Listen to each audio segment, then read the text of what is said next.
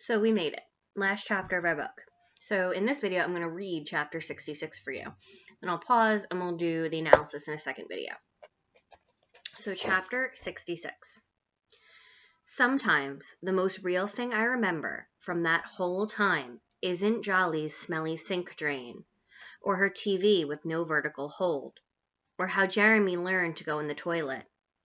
Not even that vomity spider leg leaping out of Jilly's mouth.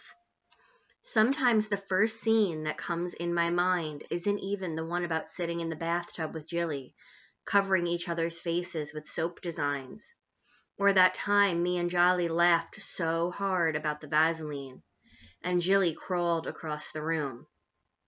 Sometimes the first and foremost picture I remember when I'm laying on my bed, looking at the ceiling crack, is the one of my mother whirling Jeremy around in the kitchen.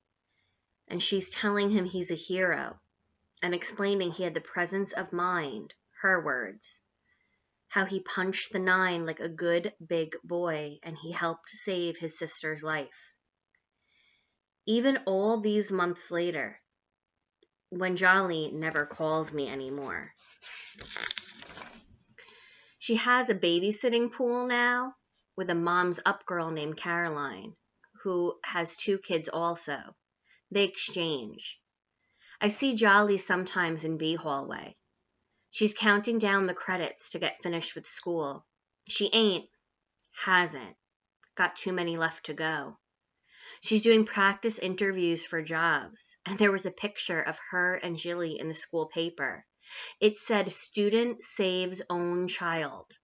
And in smaller letters, it said, "Credits mom's up CPR class for skills," and it's all completely different now.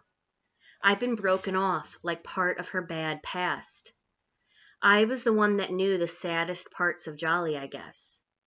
I do some babysitting sometimes for other people, and I got a job cleaning a part of a church with Myrtle and Annie on Tuesday and Thursday and Saturday.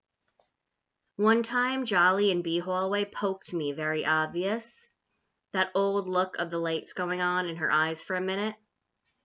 "Hey, you wouldn't guess what came up out of that dirt," she poked me.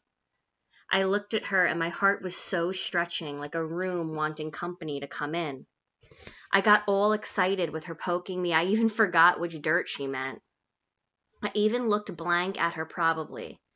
I was so knocked over hearing her voice all eager, reminding me of the good times we used to have in her dirty, ignorant house.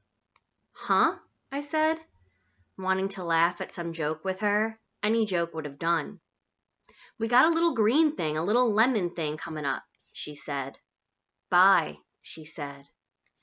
And she went on down B hallway carrying her spiral notebook in her arms. And it's kind of strange that of all the pictures I might remember from that whole time, sometimes it's only Jeremy up high in my mother's kitchen. I look up there where he's swinging round and round, and there's his pants too short and his socks not matching. Plus one of them slid down into his shoe, and his shirt's all tore at the neck, and I wonder how it would be for Jeremy in another place. Even in another time where he'd have new clothes that would go together in their colors and a dad.